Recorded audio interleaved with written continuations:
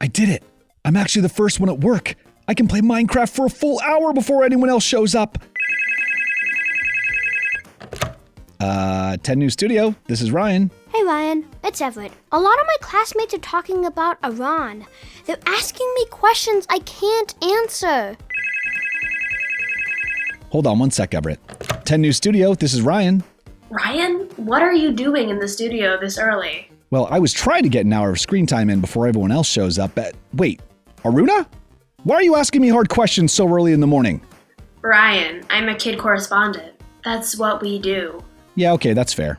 Ryan, I think we should do a 10 News special report on Iran. Everyone at my school is talking about it.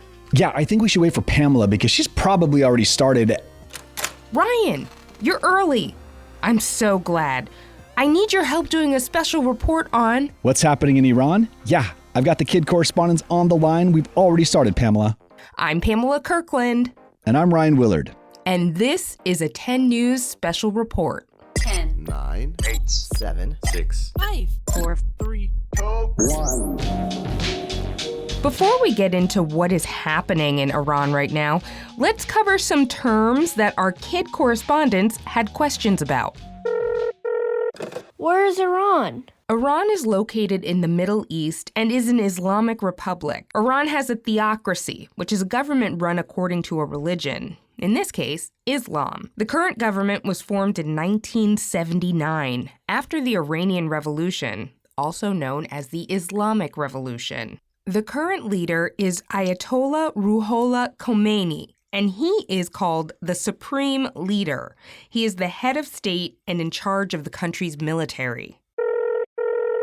Why are grown-ups talking about human rights? After the Iranian Revolution, the new leaders wanted a more conservative Iran, which meant a very strict interpretation of their religion.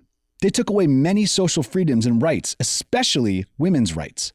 Iran's government also created a group called the Morality Police to enforce the strict rules around people's dress, sometimes violently. The force, made up of both male and female officers, have been enforcing new stricter rules that were created this past summer around hijabs. What is a hijab? A hijab is a cloth cover for the hair and neck, traditionally worn by some Muslim women.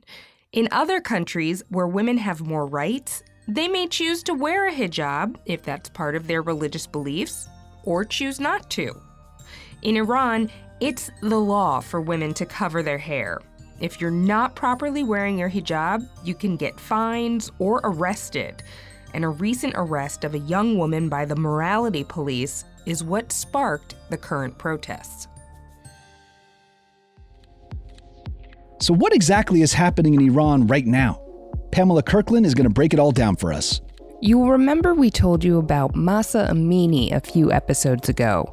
She was a 22-year-old Kurdish woman who died after being detained by Iran's Morality Police, allegedly for not wearing her hijab properly. They say they arrested Amini on September 16th for unsuitable attire. It's not uncommon for women to be arrested for this in Iran. After her death, some Iranians took to the streets, many of them students, to demand an end to religious dress codes and other conservative laws. A lot of these restrictions have been in place since 1979, shortly after the Iranian Revolution. But citizens say that the enforcement of these laws by the Morality Police has stepped up a lot since the country elected a new president last year. So why are these protests happening now? Well, 3 days after Mahsa Amini was detained by the Morality Police, she died. Her family said she had bruises all over her body. The Morality Police denied that they had contributed to her injuries and her death, claiming she died of a heart attack. The country's authorities say they're investigating, but protesters say enough is enough. Protests in Iran started on September 17th and have spread to all of the country's 31 provinces. Many protesters say they're not only against the laws that restrict the freedoms of women, but also the new president's handling of inflation and other economic issues that have left Iranians poorer. Students have played a large role in these recent protests, putting their lives on the line. Okay, that's bad. On October 2nd, state security forces attacked a group of peacefully protesting students at Sharif University of Technology in Tehran, even using rubber bullets.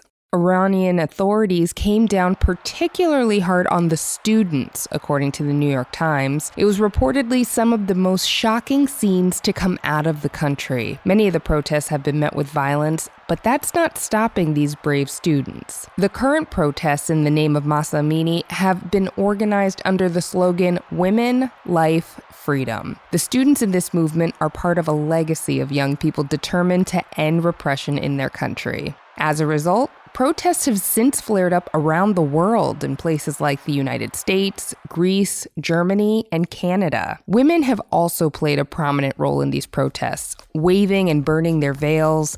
Some have even publicly cut their hair. Hair has become a symbol of this fight because Amini's hair was supposedly sticking out of her hijab. But there's an Iranian woman who's being called a hero. She's a rock climber and spoke out after an international competition in Seoul, South Korea. Elnaz Rakabi broke Iran's strict dress code by not wearing a hijab while competing. When video of her climb came out, people were immediately concerned for her safety. Elnaz says she climbed without her hijab because she was in a rush. But some people don't believe that and say she's only saying that because the Iranian government is making her. A crowd cheered when her plane landed, chanting, "Elnaz is a heroine."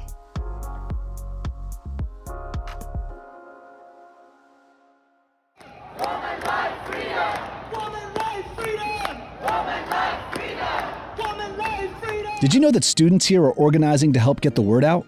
We wanted to speak to one of those students.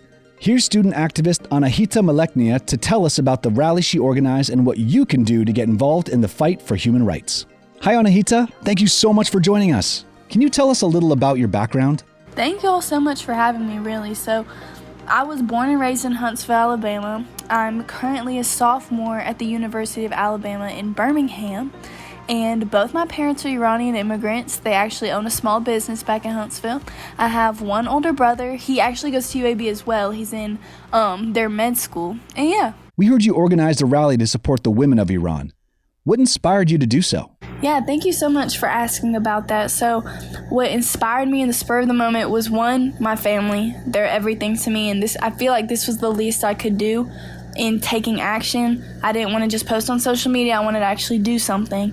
And another thing was, I just thought about the girls my age in Iran, and they just want to live a normal life just like anyone else. And I think that should touch a lot of people's souls, especially in the United States, to spread awareness. What do you think is the most important thing to know about what's happening in Iran right now? What y'all need to know is that the most important thing happening right now is that this is not a fight against Islam. This is not a fight against the hijab. This is a fight for women's equality and women's freedom. What would your family in Iran want us to know?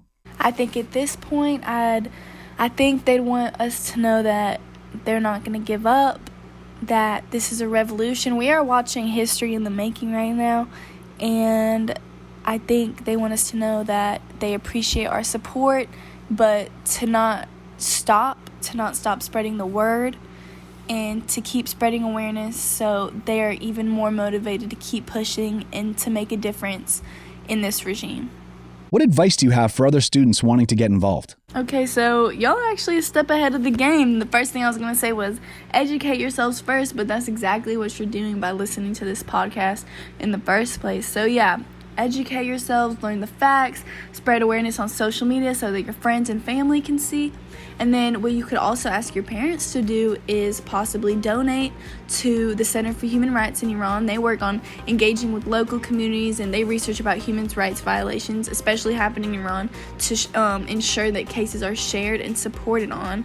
Last but not least, y'all can sign petitions. So Amnesty International is the world's largest grassroots human rights organization, and they ask for emergency donations to help fund investigations that they can report to the United Nations, and that can make a difference. So that would be awesome. We really appreciate you taking the time to join us. Thank you again, Anahita.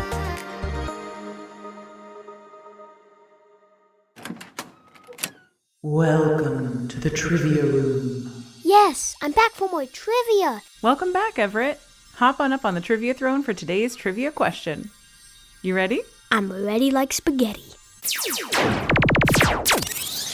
What is going on here? Trivia on the 10. Jasmin Moghbeli is an Iranian-American AH-1W Super Cobra pilot and Marine Corps test pilot. She's flown over 150 combat missions in over 25 different aircrafts. Now she has something big planned for 2023. Is it A, command the NASA SpaceX Crew 7 mission to space? B, become the head instructor at the Top Gun flight school? Or C, become a character in the new Super Cobra pilot video game? Tenors, did you guess it? Everett, what's your answer? I think it's B. Because if she's that good at flying, the military will probably want her as a flight instructor. The answer is A. Jasmin Moghbeli reported for duty at NASA in August 2017 and completed 2 years of training as an astronaut candidate. She works in the Exploration Office, testing the Human Landing System. Lieutenant Colonel Moghbeli was selected as commander of the NASA SpaceX Crew 7 mission to the International Space Station, which is expected to launch sometime in 2023. Tenors, do you want to sit on the trivia throne and share your trivia knowledge? Visit the10news.com/contact to get in touch, and we might have you on the show. I think we should wrap up our special report. But before we do, here's a quick note for the grown-ups. Before we get started today, we want to let you know about a new book series by one of our favorite podcast friends, But Why, a podcast for curious kids. But Why's podcast takes questions from curious kids just like you and finds the answers from experts. Their new book, Are Llamas Ticklish?, is a fun romp through the barnyard answering all of your questions like, why is milk white? And why do pigs have curly tails? And their second book, Do Fish Breathe Underwater?, answers all of your silly questions about the ocean. Why do pufferfish puff up? Why do lobsters pinch? And more. But Why's new book series is on sale now, and you can find out more at butwhykids.org/books. And check out But Why, a podcast for curious kids, wherever you get your podcasts. Thanks for listening to the 10 News. Our show is now weekly and drops every Wednesday. But if you want some bonus content, you can join the Tenors Club on our website or on Apple Podcasts. Club members get special bonus content and more.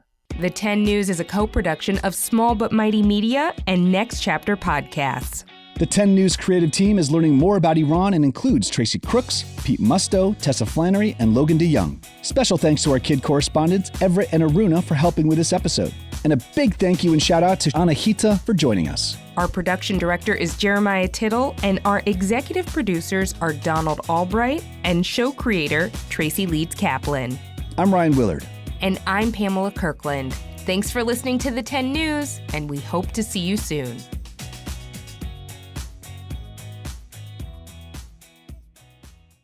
The Camp Monsters podcast by RAI Co-op Studios is back for a 4th season.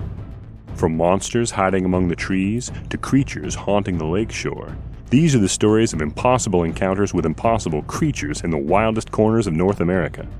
Join us as we travel the country, sit around campfires, and talk